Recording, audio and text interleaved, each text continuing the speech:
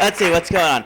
I'm dizzy. I realized that my boobs were much bigger than I'd care for them to be, so I decided it's high time that I lose weight. But I did it not through like working out and like healthy means. Like I did the whole like Atkins like no carbs things. Like for those of you that don't know, it's like where like you just cut out bread and rice and anything delicious like from your diet.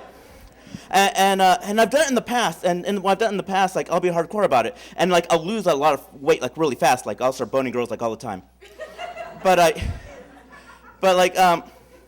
will be like hardcore about it, be really strict on my diet, and then like I'll trim, and then like I'll go to a Chinese restaurant like after 3 months, and I'll be like, I've been so good for so long, I'm looking damn good, I deserve a little bit of rice, right me?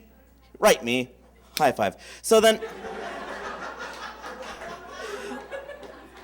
But the thing is, I can never handle the relapse because I'll be at the Japanese restaurant, and then I'll stick the chopsticks in, and then I'll be like, and then I can't open my mouth wide enough, and I can't shovel it in my face fast enough. And God damn, your fluffy white goodness! How dare you seduce me with a chance of satisfaction only to leave me fat and ugly and wanting more! I will never get laid, so I'm using the carbs as a substitute. Ooh, fortune cookie. You'll find love in a new stranger. We'll see.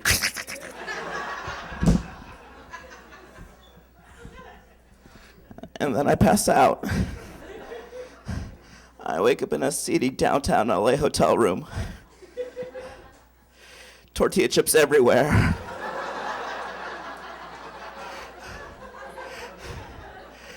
I'm gnawing on a loaf of bread. I try to take a shower, but I can't scrub the chubby off. I'm giving some guy a massage in exchange for a potato.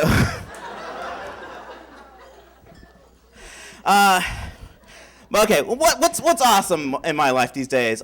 I know, I saw Dark Knight. Who saw it? Yes! I loved it. Only one thing that I thought was kind of hokey was how Two-Face was trying to mug his own nickname. I was like, you can't be cool and give yourself your own nickname, all right? For those of you that haven't seen it, there's a scene where like he's all injured, and he's like, Commissioner Gordon, remember that name that you guys used to give me back in law school? And then like he's like, oh, you mean Two-Face? Oh, yeah. Right, Two-Face. And I was just like, wait a minute. He totally pimped him out for that. So like, I wish we could remake the movie where I was Commissioner Gordon, so I wouldn't make it that easy for him to get his own nickname. So it'd be like, hey, Commissioner Gordon, remember that nickname that you guys used to give me back in law school? You mean butt breath dent? No. No, the other name that you guys used to call me back in law school. Pooh-Face Harvey. No. You know the one about my personality? Like I'd be totally nice to your face, but then totally like a jerk behind your back. Oh, you mean totally gay when you get drunk guy? No. No, not that name. All right, let me show you. Let me take off my bandages. See how like it looks like I have way more than one face, but definitely less than 3 faces. See? No, you only have half of a face and half of a mangled skull. No, but it's kind of like I have more than one face. No, if you had 2 faces, you'd have at least one good face. But no, you just half a good face, half a bad face. I'll kill you. Oh no, I've been killed by a half good face, half bad face man. And then the nurses come and go, oh my stars, what happened? He's all, Two-Face did this, smash. Kool-Aid Man style, like, hole. All right, this is not a joke nor hilarious, and I'll prove it. Within the last 5 years, my mom, my grandmother, and my grandfather passed away due to different things at different times. And so, like, I had to get used to, like, the whole funeral process, like, really fast, you know? And it's, like, everything from, I had to get used to the whole funeral process, like, for one thing. I'll wait. Or tell them I said hi. Anyway.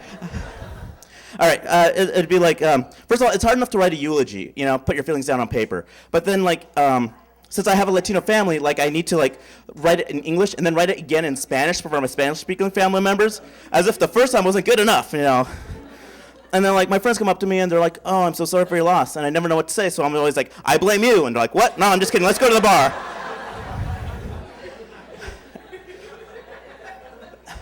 But like it kind of sucks being a comedian because like my sister was preparing us for the service, which was the last one, which was with my grandmother's, and she's like, "Ed, can you do us a favor?" I'm like, "Yeah, of course.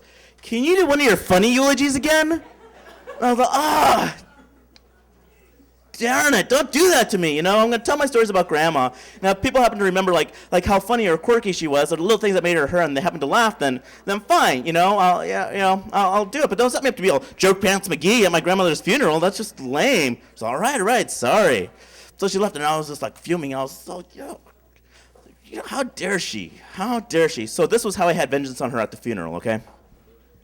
And now, to say some words on behalf of Ed Galvez, is her grandson, Ed.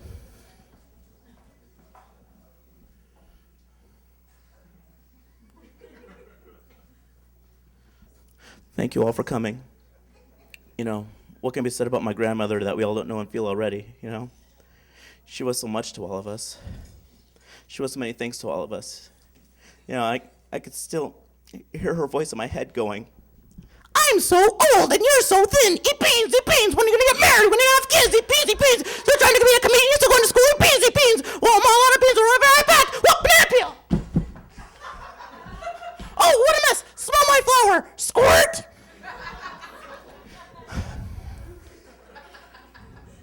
Muchas gracias a todos que vinieron aquí. ¿Qué puedo decir a mi abuelita que no sabemos? Todavía puedo oír su voz diciendo, soy tan vieja, como frijoles. Oh, yo no tengo frijoles. What? ¡Peel de plátano!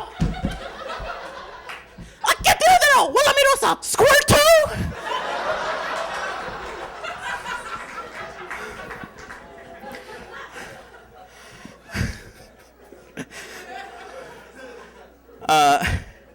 Let's talk about something positive. My friend, he just knocked up his wife, and I was like, "Congratulations! You know, are you gonna make it a junior? Are you gonna name it after yourself?" He's like, "I can't." He's like, "Why not?" "I'm Jewish." He's like, "Jewish people can't name their kids after anybody that's alive." And then I was like, "Oh," so I spent the next hour trying to convince him to name his kid Triceratops Leibowitz. I was like, why can't you name your kid after anybody that's alive? He's all right, it's kind of crazy, but the mentality is it's disrespectful to the guy that's alive. It's bad luck. You might jinx them. They might die. I don't know. It's a crazy mentality, but that's the mentality. And I was like, wait a minute. You mean I can kill my enemies if I name my kids after them? So I converted. And I've decided that if I have a boy, I'm going to name it Meter Maids Galvez. And if I have a girl, I'm going to name her My Dad Galvez. Thank you so much. I'm Ed Galvez.